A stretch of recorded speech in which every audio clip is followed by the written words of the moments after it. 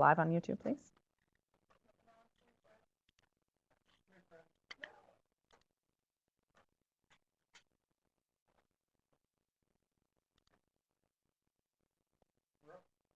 Good afternoon. We are super excited to talk about culinary nutrition today, as we have an apple pie in the studio, and Cynthia and Mary and Erika have unbelievable cheese that they're going to taste today and talk about the sensory experience as part of our discussion with culinary nutrition. Good afternoon. My name is Nicole Willier-Fenton. I'm a content marketing manager in UVM's Continuing and Distance Education Department, and we are very happy to have not one course that we're talking about today, but two courses, our culinary nutrition and our artisan cheese and sensory experience. And we have a guest with us as well. Erika is here from Cabot Creamery, and we have a really delicious opportunity for our students in our culinary nutrition course that Erika is going to share with us in just a few minutes. I want to welcome all of our viewers on YouTube. Please put questions in the chat box. We will have our team member Kelly bring the questions over and share them with our presenters today. We'll try to answer questions throughout the presentation and allow for some time at the end as well. And it wouldn't be a UVM Continuing and Distance Education webinar without some real takeaways and some tactical things that you can do. We have a video showing how to create a pie crust from scratch. And we call it demystifying the pie crust, because for me, it's intimidating. So thanks to Cynthia for making it not as intimidating. So we'll do that today as well. So we'll go over introductions, a little bit more, meet our panelists, combining wellness and cooking into culinary nutrition. What is culinary nutrition and how does that play out into our course? An exciting opportunity from Cabot Creamery that Erika will share with us. And Mary and Cynthia, and maybe Erika will taste along with us too, will actually walk you through a sensory experience of cheese. And what is that and why is that important to how you think about culinary nutrition? And we'll talk about our online course offerings, culinary nutrition, artisan cheese and sensory certificate programs, and a teaser that our ever so popular John Dewey Kitchen is coming back this next summer as well. So Cynthia Belliveau is our Dean of our Continuing and Distance Education Department, and she also is the co-chair of the John Dewey Kitchen Institute and a research faculty in the Department of Nutrition and Food Sciences, and also in the Robert Larter College of Medicine. We're super happy to have Cynthia teaching this course again. And Mary joins us as well. Mary is joining us from, I suspect you're in Waitsfield or the Mad River Valley. She is also managing the Mad River Taste Play. She teaches our artisan cheese and sensory certificate program, and she has a background in corporate and catering and professional chef, and she also did quite a time at Whole Foods as a specialty team leader. So we're going to hear from Mary and the artisan cheese course as well. And Erika Anderson-Putman joins us from Cabot Creamery. Erika is going to share an opportunity coming up in a few minutes, and she's going to stick with us as Cynthia and Mary taste some of the cheeses in the gift box that students can earn. So I'm going to first toss this over to Cynthia. What is culinary nutrition? I feel like it's a term that people are kind of scratching their heads a little bit. I understand the culinary side, I understand the nutrition side. What is culinary nutrition? Let's start there. Well, we designed this is a 4-week online course, and we intended it for individuals who want to know something, who already know something about nutrition, but they're less skilled in combining the culinary sort of wellness skills into their repertoire. So I deliberately differentiate in this conversation between nutrition and wellness, in that as a country, we're not very successful when it comes to following nutritional guidelines, and we are becoming more and more unhealthy. So separating out this concept of using the culinary skills along with this aspect of wellness, because to get to nutritional adherence or compliance is really what the course is about. Because we're not very successful with just hearing about nutritional advisement. And there are, go ahead. Oh, I was going to say, and on the slide is examples of how that you do that. So walk us through some of that information. So, and just quickly, there appears to be a correlation, by the way, between behavior change or compliance when an eater knows what's in their food. So through this skill improvement and a much deeper sensory analysis, which we'll talk about in a minute, there is this sense, you start to see people relax. So in the class, when they're so worried about following nutritional guidelines, we say, okay, let's not think about those. Let's really go through the exercise of cooking, which requires time and reflection or mindfulness. Then there seems to be this awakening that happens for more nutritional awareness. So in the class, we sort of meld wellness and culinary techniques into what we call culinary nutrition. And if you look at the slide, we focus on the central concepts or disciplines of nutrition. So we talk about carbs and proteins and fats and oils, but also the food science of why things happen the way they do. And then we explore through the culinary and sensory skill development in the end product of a meal. So in other words, we try to seamlessly weave these themes together without you really knowing it, and you end up with this delicious meal at the end. So as I've said, oh, go ahead. I was just going to say, what are the opportunities to share too? I think that when you're talking about ending up with this delicious meal, we're at a spot where we're not sharing meals as much anymore. So how important is that sharing aspect that goes on in the community of the class too? Well, I'm glad you asked that, Nicole, because the way that we choose to eat, it's complex, and food is very, very personal. So what we're trying to do in the class is to get you to recognize how you taste, what your preferences are, because you can't really advise someone else. You can't really work with children. You can't do any of those things until you really understand how you taste. And through the exercise of sensory analysis with your peers, we have this, it's really a fantastic experience where you have people really exploring the way they taste, and then talking about the smell, really the aroma, the way it even sounds, and then also what it reminds you of. So there's all these food memories, and as people are moving through that process together, there is this camaraderie that happens in class and a sharing of that experience. Thank you for sharing that experience with our potential learners as well. Let's just keep going on this trend for just a minute. So what does that look like? Many times students say, well, I haven't taken an online course before, or I haven't been back in a classroom in quite some time. And maybe that shifted over the last 9 months or so as so many things have gone remote and online. But walk us through, what are the things that people will be doing each week? So in the first week, there's a lot to do in each of these weeks. But what we find is that students are able to move relatively seamlessly through it. The first week is really focusing on the concepts of food. So we get a deeper dive into what a carb is, what a protein is, fats and oils. We think about aspects of food from that perspective and how to cook them.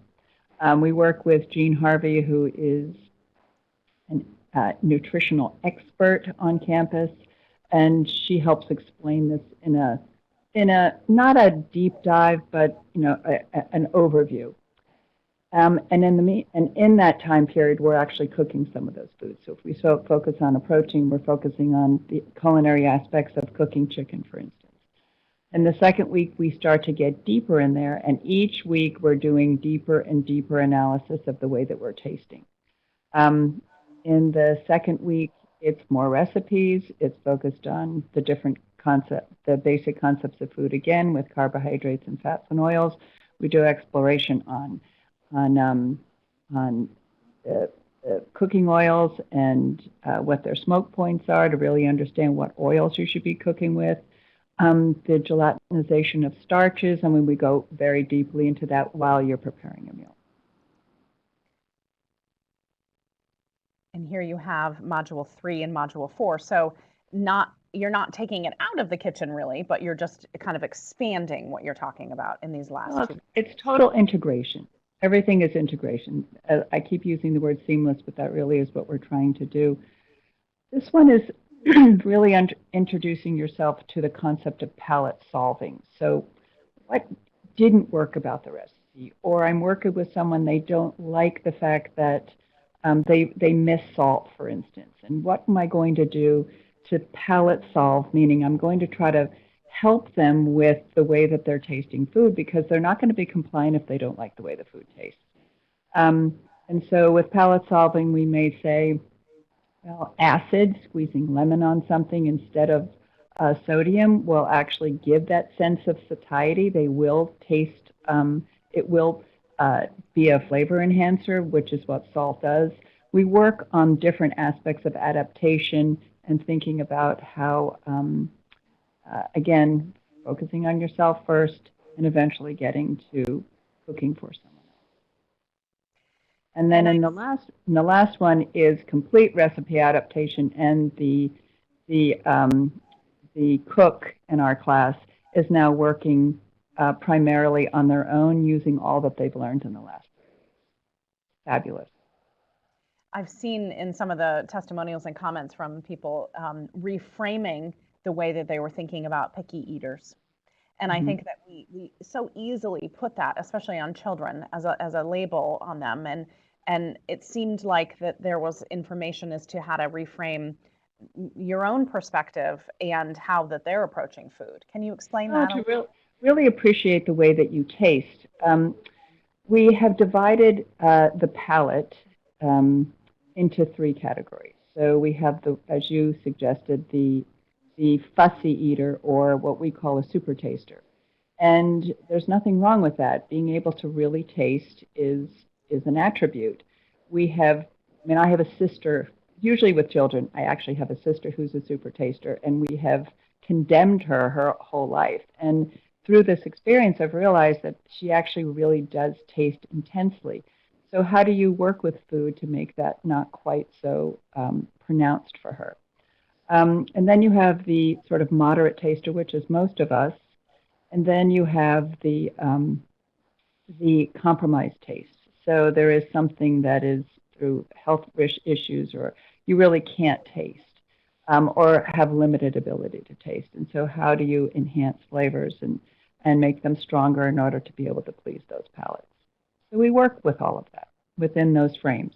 So it's not anything individual, it's just really focusing on those three palates and how to prepare food for them. And I think too about cheeses, and I'm really excited to hear from Erika in just a minute, and Mary as well, because just thinking about all of the different strengths of cheeses and tastes and things, and I watch my little 4-year-old try to navigate that sometimes, and what you have taught me is that I need to kind of think about her experience in a different way based on her palate. So thank you for that. Here's a few quotes. We offered Culinary Nutrition, our online course, for the first time this past July, and so it's coming back in the winter. We kind of call it the spring semester, but it will still be winter around here. And so this is what some folks have said as they had concluded the course. Carolyn said, the science of how to balance flavors and textures and confidently create recipe variations. And I want to hear a little more about that in a bit, Cynthia. And then Bonnie says, building that confidence for those new recipes. And I think that's a lot of what I've learned from talking with you about this course of, demystifying the pie crust. For me, it's having the bravery and the confidence in your own abilities. Learning vocabulary for explaining the sensory experience, as you were mentioning as well. And Kate mentioned too, just opening up a world of possibilities in terms of the future. It could be, that you're a dietitian and you don't necessarily have the culinary skills, and how do you weave in some of this information? In teaching it for the first time this past summer, Cynthia, what were maybe some ahas that you saw from students that you might want to share with us? Well, I've taught this course in class, in our foods lab, many times with students. I mean, not with this perspective, but I've taught the culinary pieces with students in class for years and years and years. What was the most surprising to me was, as a result of COVID, I was forced to move into this online environment thinking that nothing could replace what happened in the foods lab on campus. And I was terribly wrong. What I found is that the security of people's own kitchens and being able to experiment on their own with my guidance was very relaxing and helpful for them. And I think that as a result of that relaxation, there was this boldness that started to happen of more experimentation and moving deeper into aspects of sensory, thinking about their mise en place, which is a term we use for getting ready, preparing before you start your meal, having a good discipline about the ingredients that you're buying, how you're doing it, and the sort of holistic approach really worked for the students. And then we did a couple of live sessions where we did sensory analysis. I think at that point was in the summer we were doing a tomato, and it was really exciting to watch people tasting those tomatoes in together in this moment of togetherness. And I think that it built confidence. As you can see, students felt like they were really building their confidence and being able to work through the course at their own pace. Great, thank you. I know that I've seen lots of really wonderful comments and testimonials as a result. Erika, I don't want to steal the thunder. There's a little bit of information up here, but I really want to hear from you as to this. I called it a delicious opportunity. It's just an amazing opportunity that Cabot Creamery. Cabot is always so generous and so supportive of the programs at the University of Vermont and food programs around the country. Walk us through what is Cabot offering for culinary nutrition? Sure. So I'm just going to start off and maybe give a brief 1-minute little bio about Cabot itself. We are a farmer-owned cooperative. There are 800 farm families that own Cabot Creamery throughout New England and New York. It started in Vermont, and you probably know us best by our Seriously Sharp. It's that red buffalo plaid cheese. It's a staple in, I think, almost every household in the state of Vermont, at least in the rest of New England. And we actually have a really long history of partnering with the University of Vermont. UVM Cream, their dairy sciences program, is actually part of our co-op. And so it's been a really big priority for us to support the University of Vermont through Cream as well as their continuing education programs. Now, this particular scholarship we're very excited about. We are offering 8 full tuition scholarships for the culinary nutrition course for the January session, and it's awarded to health professionals. But if you are somebody who is interested and is not necessarily a health professional, we did add a student section on the application, and we definitely encourage you to apply. We are trying to be as inclusive as possible. Definitely also understanding that in this time, lots of us are cooking from home ever increasingly and cooking for other people. And so it's important to be able to learn how to refine your cooking style for the particular palate. It was so interesting for me to hear from Cynthia just now about some of those details of the program, and makes me wish it makes me interested. I might sign up. And the other cool component that we're offering is to try and incentivize people to sign up for this course. We are offering gift boxes to 15 individuals, and this gift box is going to include a $25 gift box of cheese. I'm just going to pull out a couple of the cheeses that are going to be included, which is our Vermont Sharp, which is a very popular cheese. And I know that Mary and Cynthia are going to talk about it a little bit more later, so I'm not going to get too far into that one.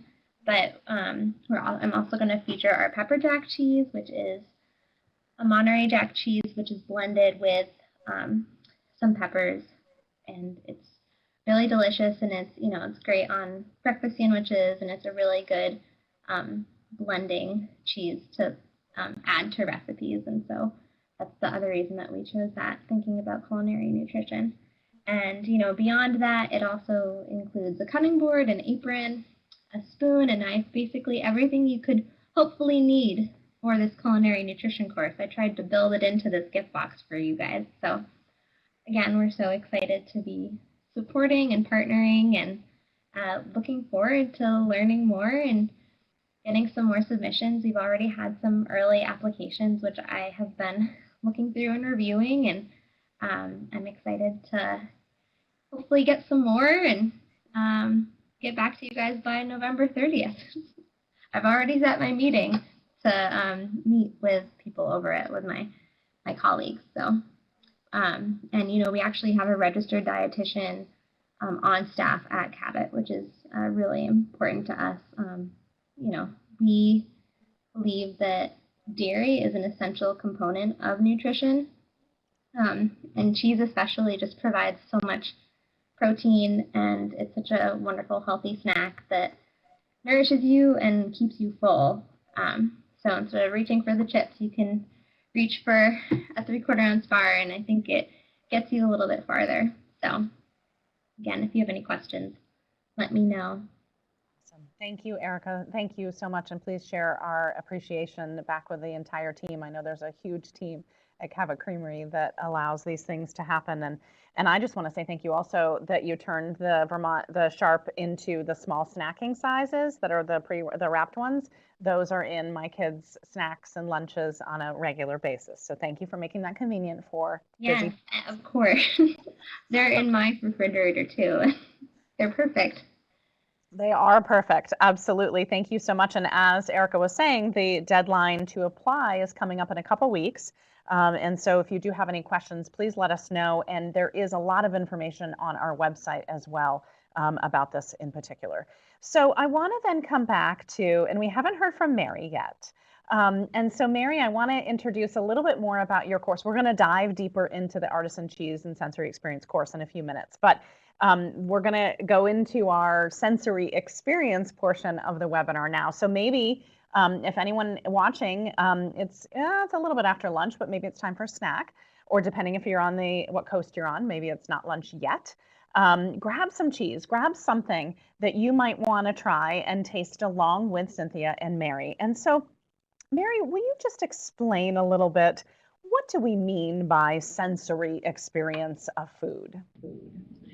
Sure. So in our class, when we hit the point where we're ready to do the sensory evaluation, I've actually put together a 4-page worksheet, and it takes the students through texture evaluation, a flavor profile, and we're actually like rating things on a scale of 1 to 7, 1 being low, 7 being high, and we're using things like fresh butter, heated milk, garlic onion, fermented hay, all of these sort of nuanced flavors that you can find in your cheese.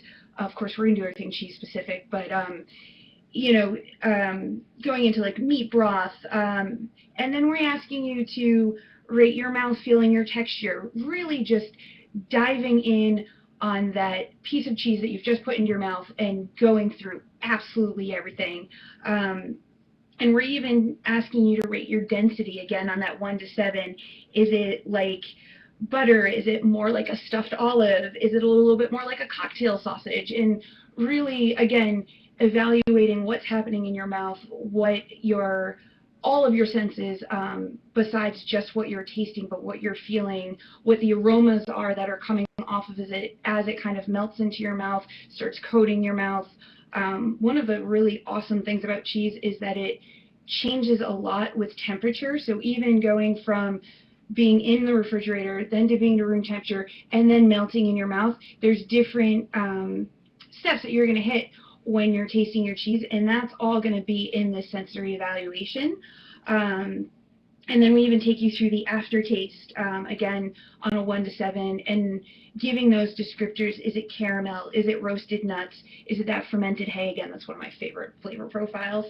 And then we ask for your final thoughts, too, kind of telling us that journey that you took, what may have surprised you. A lot of folks in our class found that as their cheese did that warm up, they took it on the journey through their mouth, that surprised how much the flavor changed, and how maybe something like chocolate, which was just a tiny little nuance, came out way more once it warmed up.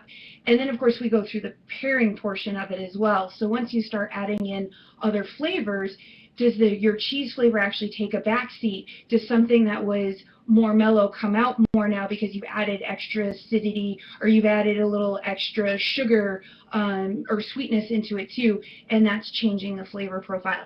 So we ask you to put all of that into your final thoughts, and it's a really fun way to write it all down, look at it, and realize what this journey is that you just took, and that it really did change so much. And I have this horrible habit because I stand behind a cheese counter all day. I'll just pop things in my mouth, won't think about it. But whenever we get a new cheese in and I do that, I do the whole like close my eyes, I breathe it in, I really let it coat my mouth, and there's such a world of things that happen that you just miss from just popping it in your mouth and keeping it moving. So that's what we talk about when we talk about sensory evaluation. Great, thank you. And I know we're going to go through that in just a moment. Cynthia, I want to come back over to you for a second, though, because I have seen you do the sensory, and I've been a part of it. And when we were filming all the components of the culinary nutrition course, and it makes me think about, I'm not going to get the timing right, but that it takes you, I don't know, 3 or 4, sometimes 5 hours to make Thanksgiving dinner, and then you've completed it in about 20, right? When you finally sit down. And so that's where we are, I think, as consumers and Americans, we don't sit and don't appreciate and take the time. Why is what Mary is describing and what you do in the course so important to our culinary nutrition? Well, as I said before, it's it's about becoming mindful. So when you have a deeper appreciation for what you're eating, there is this awareness that happens that then, as we have seen, leads to more compliance. And we do the same sort of things that Mary's talking about. We and the students, when I'm teaching this for undergrads, are completely frustrated with it because they just want to get in there and start eating. But we slow it all down. We want to slow this all down. So you're going to really look at the food to the point I give students a magnifying glass to be able to really look at the food and see. If you were to look at the cheese, we'll talk about this, but you would see all the little fractals in there, and you would talk about that. And then you would smell the cheese. And when you're smelling, you want to get as close as you possibly can, because our olfactories are the most powerful. We smell food better than we can taste it. So using your nose is really, really important. But we also talk about listening to the food, the sound that it makes. As Mary said, mouthfeel and texture and all of those things, and sort of the kinesthetic power of food that spiciness does. It sort of excites the taste buds. So just forcing that kind of attention is really when you start to see the doors open for the way that individuals start to think about the food. The final one that I want to talk about is food memory, because we all have food memories, good and bad. And so eliciting that food memory, we have students write down, if they can't really describe it because there's a lot of difficulty in using words that Mary just said, goaty or barnyardy or whatever we might say about cheese. But then if you're starting to eat a whole meal, there's all these other vocabulary words that are good to start to think about. The food memory tends to be the easiest to get to quickly. So this reminds me of sitting in my grandmother's house with the wood fire going and eating this soup or whatever. So you can position yourself into those places more easily. Thank you for sharing that, Cynthia. I just want to ask Erika, it makes me think about how Cabot Creamery approaches this, and how, I'm putting you a little bit on the spot without warning you I was going to ask you this question, but just thinking about when there's new flavor profiles and new cheeses that the Cabot Creamery might develop. Do you as a collective co-op stop and pause and really think about the taste and the texture and the nuances of the cheese to end up with a better product? Definitely. We actually have 3 cheese graters on staff that are, once the cheese gets made at one of our plant facilities, it goes to age, and throughout the aging process, there are people tasting the cheese and doing exactly what Mary and Cynthia were talking about. They're touching it, they're bending it, making sure that it is the right consistency. They're putting it in their mouths. They're smelling it, making sure that everything is all right and up to snuff. And then, beyond that, when we are developing a new product, we actually get to, they're kind of fiddling with the recipe, and so we actually get to taste it ourselves. And so that is definitely one of the biggest perks of working for Cabot for me, has been when we get to try out those new flavors and see how they go together. And on my end, I do some wine and cheese and beer and cheese pairings for some of our partners, and it's always just so fun to come up with those unique combinations. Like Mary was saying, balancing out, if you have a more acidic wine, balancing it out with a cheese that is more buttery in flavor that will mellow it out a little bit. So I hope that answered your question. Yeah, thank you. It's nice to peek behind the curtain a little bit at Cabot and see how you do it. So thank you for sharing that information. I'm going to pass back over to Mary, because Mary, do you want to walk us through what I know you and Cynthia have chosen a cheese to taste, and I'm going to encourage any of our viewers, if you have any cheese or anything you want to taste along, you can do the exercise with Mary and Cynthia. But Mary, I'm going to have you walk us through what you want the sensory experience to be like here with us. So we are using the Vermont Sharp Cheddar from Cabot, obviously. And one of the things that I want to point out on here, if you can see it, that Cabot does a brilliant job with, is they'll tell you that their cheese is naturally lactose-free. And this, going with the culinary nutrition thing, is extremely important, because a lot of folks think that they can't eat cheese because they're lactose intolerant. Once you start aging cheeses, the lactose actually naturally ages out, and you can enjoy these harder, longer aged cheeses. So look for that on the label. Like, again, Cabot puts it right on the front of their label, easy to see, and I think that's super important. So don't be afraid to enjoy cheese if you think that you're lactose intolerant. And the other thing that I want to point out, and why we're highlighting the Vermont Sharp, is it just won first place at the National Milk Producers Federation's annual cheese contest. And awards and contests are something that we talk about in my class, and along with the American Cheese Society being a big part of it, and where you can go in the cheese industry and how important it is to make really great cheese, and you can win these awards. And exactly like Erika was saying, there's teams of people that are creating these cheeses and making sure it's the best that it can be so that they can win these awards. So that's why we chose this one today, so we can all taste an award winner. And so what I do when I first start with a cheese is I check out the rind. So you always want to start from the outside and work your way in. On the Vermont Sharp, it is a cryovac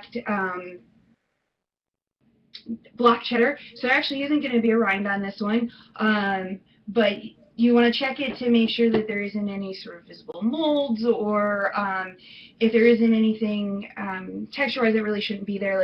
And you always want to check for fun things like eyes and crystals, and that kind of gives you an idea of how long your cheese has been aged and kind of what you can sort of start to expect for the texture. So you inspect that, kind of see where you're going from there. If it is a rinded cheese, I always give it a really good smell too, because you can get some amazing aromas off of a cheese rind, to the point where you can tell if it was a wet summer because it's going to smell like rain and mud and grass and things of that nature, or if it's more of like a drier rind, you can kind of smell that cellar aging, and it's that musty smell, and it's a little bit of hay, and it's a little bit of grain and things of that nature. So always give it a really good whiff for all that kind of fun stuff. And then the next thing you'll want to do is take your little cube and pop it in your mouth. And as you bite into it, you want to check for that that sort of density test. Like, is it really firm? Does it give a little bit? Is it pliable? That's a really great word. How does it react just right against your teeth like that? And then how is it sort of melting in your mouth? And what are the front flavors that come off of it? Like, for me, immediately off of this, I get fresh milk, a little bit of like a creme fraiche kind of acidicness to it, but then it mellows right back out into almost like a buttery kind of flavor. And this one, the Vermont Sharp is sort of on the younger side of the Cabot cheeses, because they do go all the way up to the 5-year, which is one of my personal, oh God, I'm so excited to eat my 5-year cheddar. So it's going to really more coat the inside of your mouth, not a lot of crystallization in it. And then some of like the nuttiness is starting to come out as it sort of melts in my mouth, then it's coating the inside of my mouth. I can taste that, the nuttiness, almost like caramelly flavors that I love in cheddar. And then there is that little bit of bright acidity right on the end of it too, that I always associate, especially with like New England or Vermont cheddars. And for anyone out there that wants to do something super fun, get yourself a Vermont cheddar, an English cheddar, and like a West Coast cheddar, and one style of cheese that's made the exact same way, because cheddaring's a style or a make style, completely different flavor profiles depending on where it's made in the world. So that's really fun.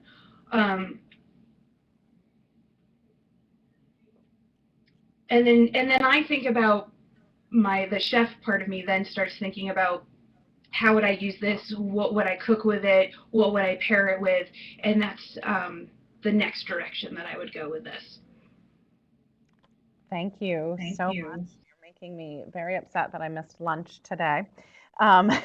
Cynthia, walk us through what you're doing. I know you're following along with Mary as well, but what are some other ways that you would describe? And because I think learners were trying to grasp with how we describe some of these things as you're doing a sensory experience too.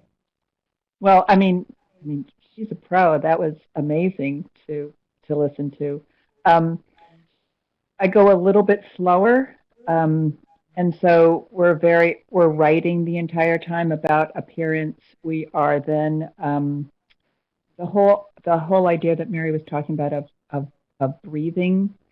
You taste the best when you breathe out of your nose. So if you put that cheese in and allow the warmth of your mouth to start to get the volatiles going, breathing out of your nose is a fabulous way to taste it. And all of the buttery caramel things that Mary was saying, I could do that exactly as she was saying it. I think that that also for me, I mean, I'm also a chef, so it's interesting for me to think immediately about what I want to do with it. And I think that that's something that is really fun for participants as they, maybe by halfway through the course, they're starting to really think about ingredients in different ways. Cheese is also it gets paired very well with something acidic. So thinking about how you do that makes a big difference. So Mary was talking about, a red wine with cheese, because it does, I mean, when she was saying at the end it has like a lemony aftertaste, I was thinking that's exactly right. It has like this acid finish. It's almost like tart on your tongue. And I was thinking, okay, so what would I pair with that in order to make the cheese just sort of be central to the experience? So those things were going on in my mind. And then finally with the comparison of different cheeses, that's always good to do, is just to think about the differences in things. And then how the cheese would, what does it remind you of? What is the food memory that I have here? To maybe solidify some of the vocabulary that you came up with, those descriptors. So many things we can do with just one bite of cheese that probably many thought about. So thank you, Mary, and thank you, Cynthia, and thank you, Erika, for sending those delicious cheeses. We're going to move on here for a minute because I want to be mindful of time. We've got about 20 minutes left, and I want to make sure we get to the pie crust. And I want Mary to just, I'll turn your mic back on here in a minute, Mary, but the Artisan Cheese and Sensory Certificate Program is going to kick back in the new year as well. And so we've taught this for the first time this past fall. And so this is, Mary's touched on a few of the different things, but this is really geared towards people that are interested, home cheesemakers, people that are interested in maybe getting into the field, working a cheese counter, just being better at pairings, just an understanding. Maybe this is tying into culinary nutrition. It's something that you might be doing in your work. Mary, will you just walk us through a little bit about what are the things that students will learn in the different modules in your course? Sure. So we start right at the very beginning. We talk about the four main ingredients in cheese, which is milk, salt, rennet, and cultures. We take a deep dive into what is that? What is rennet? What are cultures? What do they do? Why do we need them? And then we talk about all of your animals. Well, we focus on the cow, sheep, and goat because you can make camel cheese. We didn't go there, but you can. And we talk about, the differences in those milks as far as fat contents and protein contents and why that's important, how it changes the structure of your cheese, and of course how it changes the flavor, because cow milk versus sheep versus goat, completely different flavor profiles.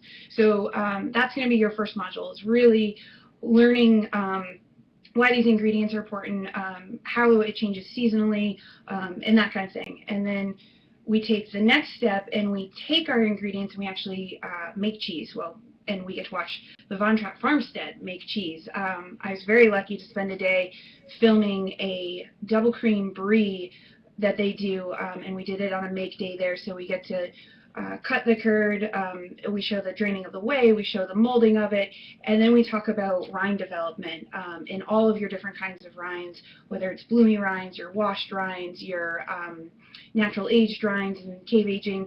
We have a beautiful video that goes to Crown Finish Caves in Brooklyn, which works very closely with Springbrook Farms and Grafton from here in Vermont, taking their cheeses, aging them, and talking about how the caves work with, humidity and temperature. And then we have showings of how they pull pieces from the core out and do exactly what we're going to do in Module 4 of it, and walks you through the whole sensory evaluation, how they determine when a cheese is ready for market, when they send it to market, knowing that it's going to sit in a warehouse for however long, and then it comes to my shop and it's going to sit there, and really just gauging how you do all that, which is super important to the end result. And then in Module 3, we talk about professions within the cheese industry, whether it is cheese making, whether it's sales, whether it's judging for contests, whether it's what I do and hanging out behind a counter all day and selling great cheese to the general public. And there's so many. This, I think, was the module that really blew away a lot of my students, because they didn't really realize how many different avenues there are in the cheese industry and just how far you can take it and where you can go. And it was fascinating. If I didn't love my job as much as I do, I'd be like, ooh, there was a couple that came up and I was like, I want to do that. So that was really a really fun deep dive into that. And that module, we actually also talk about AOC and DOP. So it's not just based around cheese in the industry in the U.S. We do go over to Europe and talk about, their designations and the beautiful cheese that's made over there too. So, and then Module 4, we go into that sensory evaluation, and basically what you're doing is taking everything you've learned from Modules 1 through 3 and put it all together for Module 4. So you're doing a sensory evaluation worksheet, you're making a sell sheet as if you were a cheesemaker and wanted to market this, because that's a huge part of the cheese industry. Whether you're a monger, whether you're in the sales department, whether you're the cheesemaker, you have to market your cheese so that people will buy it, because there's so much cheese out there. You need to let people know why yours is the best and they should buy it. So we take students through that whole part of it, and then we actually have them film a presentation of themselves for that final presentation, and it takes you through everything. They talk about the tasting of their, full sensory evaluation of their cheese. They talk about where it's made, how it's made, what, if it's a seasonal cheese, what season it is, why is it there, history behind it, and then we talk about the marketing of it, how you would display it or how you would describe it to a customer for them to buy it. So it really just takes you through the entire thing in 4 quick weeks. It was a lot of fun. We had a great time. Which is why we're doing it again. So thank you so much. Thank you so much. Giving us so much information about the course. Again, I'm really upset that I didn't eat much lunch, because this is kind of killing me right now. I want to just, Cynthia, I'm going to have you, I'm going to take your mic back on here for a second. we're going to show a quick video, well, quick, it's about 5 minutes long, of the pie crust. And we thought this was perfect timing because here come some of the holidays.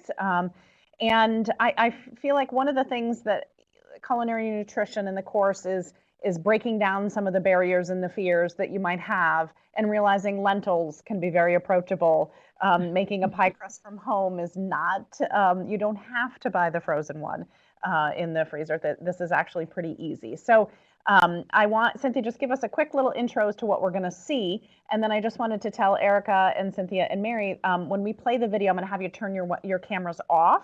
It allows us to play the video full screen. And then when we come back, I'll have you turn your cameras right back on. So Cynthia, give us a little quick intro as to what we're about to see. So this is me in the foods lab making a pie crust, self-explanatory, you'll see it. Okay, all right, we'll see you guys in just a few minutes. We'll be back to answer all these questions in about 5 minutes after you learn how to make a pie crust.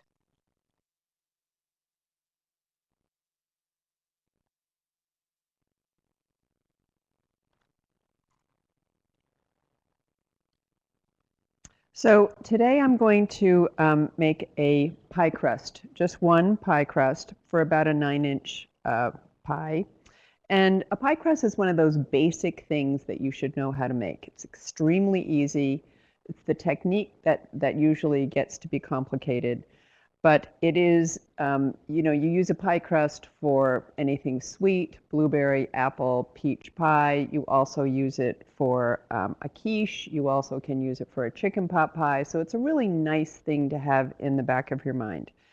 Relatively few ingredients. So I have 6 tablespoons of unsalted butter. I have a quarter of a cup of very, very cold ice water. I have 1 cup of flour, a little bit of salt, and I have my utensils, the tools that I'm going to do to be able to cut the butter. So it's a pretty easy recipe. So the first thing that I'm going to do is put the flour into the bowl. You can see that my mise en place is completely set up and ready. I'm then going to add the butter chunks, a little bit of salt. And I'm going to break it up. And this is a pastry cutter. If you don't have a pastry cutter, you can use 2 knives and just do that. But you're basically going to just break this butter into the flour. And the key to a good pie crust is to not get it warm. Because if you have butter chunks that are still left, they melt out. And in between the pockets where they melt, they create space, which then you get flakiness. And that is the key to a good pie crust. So you want to just keep working it.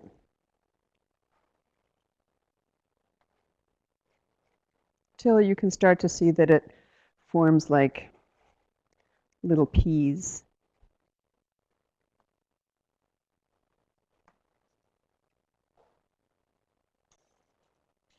You get the idea. It should look like this. And then you're going to slowly add the water. And this is something that I find it's hard to do if you're not using your hands. I mean, you could, if you wanted to, use a spoon, but I think that in order to be able to get this to be mixed, you kind of need your hands to feel it.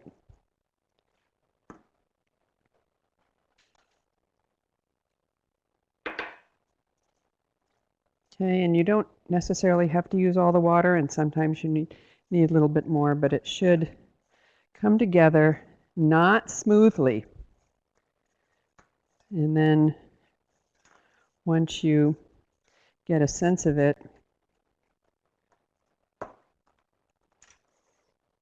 you'll have what they call a shaggy ball. And this will just be how it is until it refrigerates for a while. It should look messy.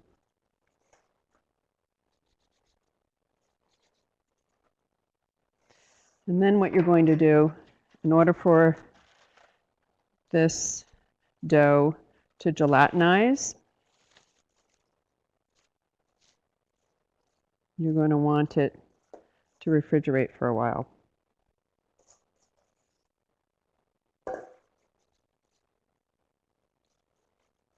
And you refrigerate it for about, I mean, this can stay in the refrigerator for a good 24 hours, but a good 20 minutes to 40 minutes will get the right gelatinization, and then we'll roll it out next. Okay, so the pie crust has properly gelatinized in the refrigerator, and now it's time to roll it out.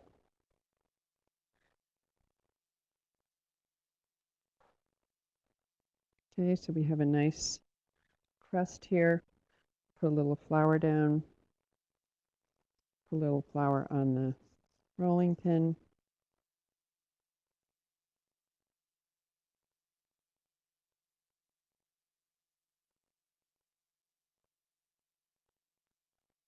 If it starts to stick, just put a little more on here.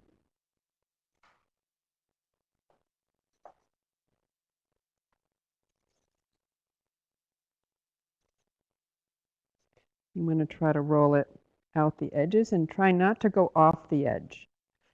Because when you go off the edge, you make the pie crust will have different edges, and so you want to make sure that it's staying an even thickness. And you can see the little butter chunks in here. That's a good sign.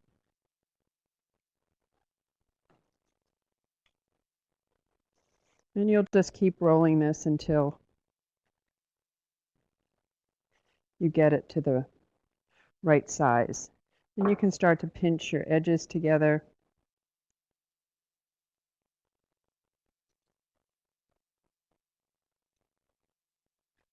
It's very forgiving.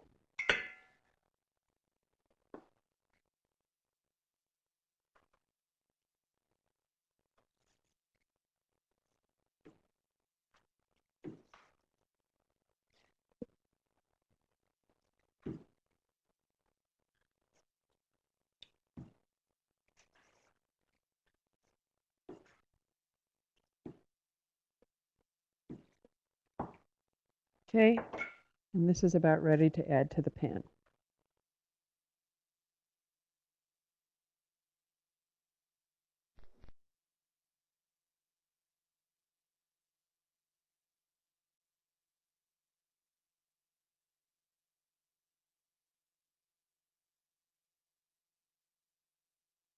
From that video. Thank you so much, Cynthia, for showing us how to, I'm going to have everyone turn back on their cameras and come back in with us.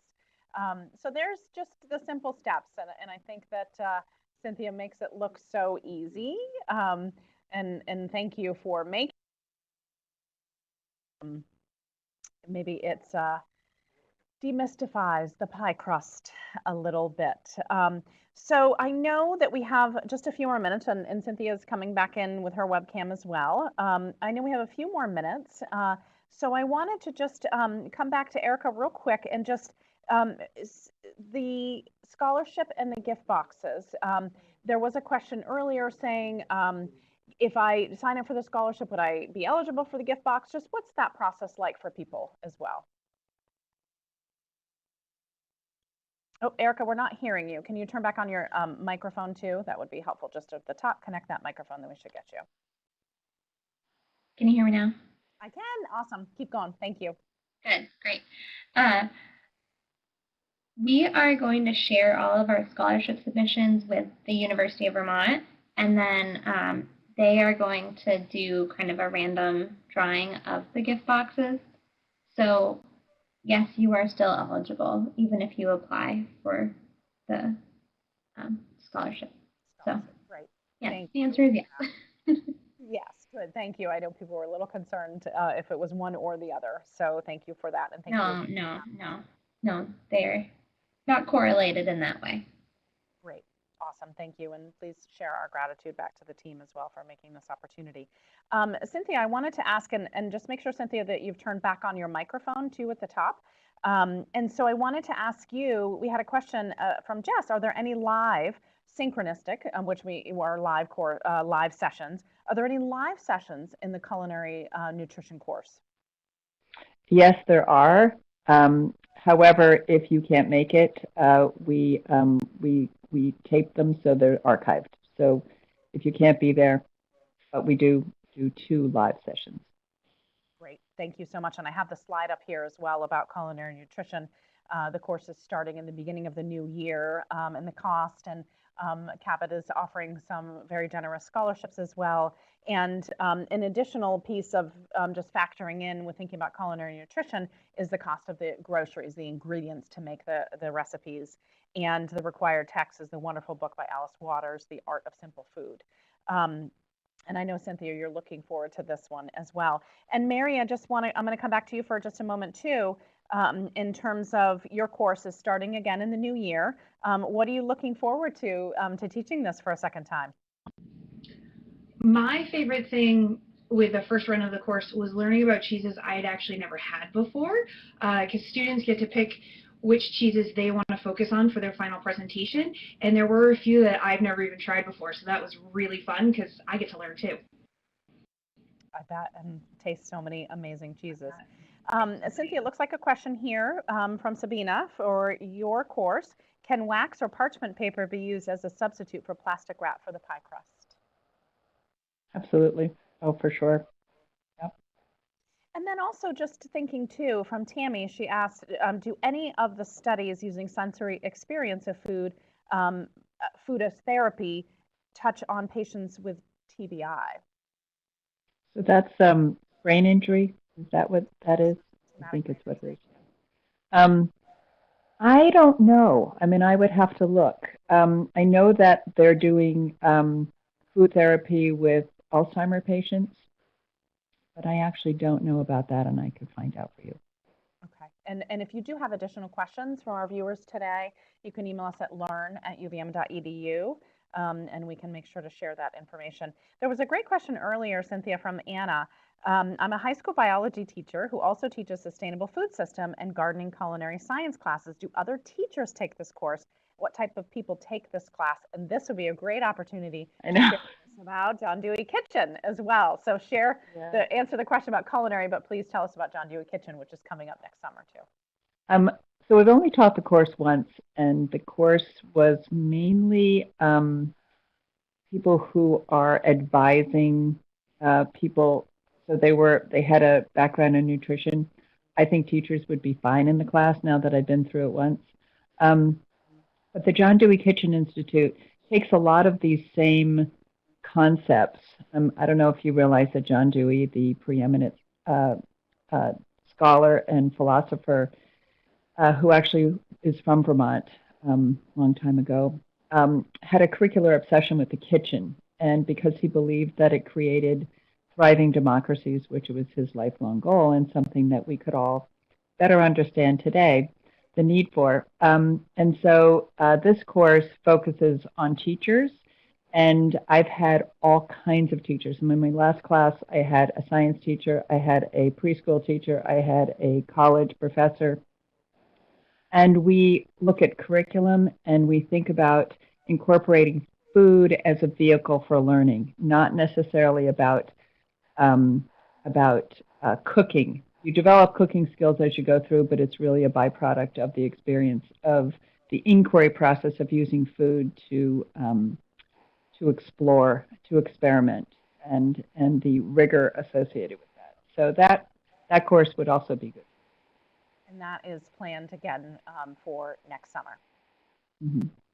Mm-hmm. We'll definitely keep an eye on information on that as it comes available on our website. And Kelly asks, can the course be vegan or vegetarian adaptable? Yes, for sure. And that is actually what I learned about having people be at home cooking, because they can buy the ingredients according to what they want, not what we're buying. So we had a lot of people who switched things out. They had taste preferences, and we helped them with that. So yeah, by all means. And also in the beginning, we use a couple of recipes that we want you to use out of the book. But after that, we're using a website where you're choosing your own recipes, and then it becomes much more adaptable to your own palate. Great. And I know those recipe adaptations is a really important piece of the course as well. So we are at time. I wanted to say again, thank you to Erika and the Cabot Creamery family for providing this opportunity for us. Mary, thank you so much for taking us through a cheese tasting and sensory experience today, and sharing information about the next offering of Artisan cheese. And Cynthia, thank you so much for walking us through the ins and outs of culinary nutrition and the teaser for John Dewey Kitchen, which is coming up this summer.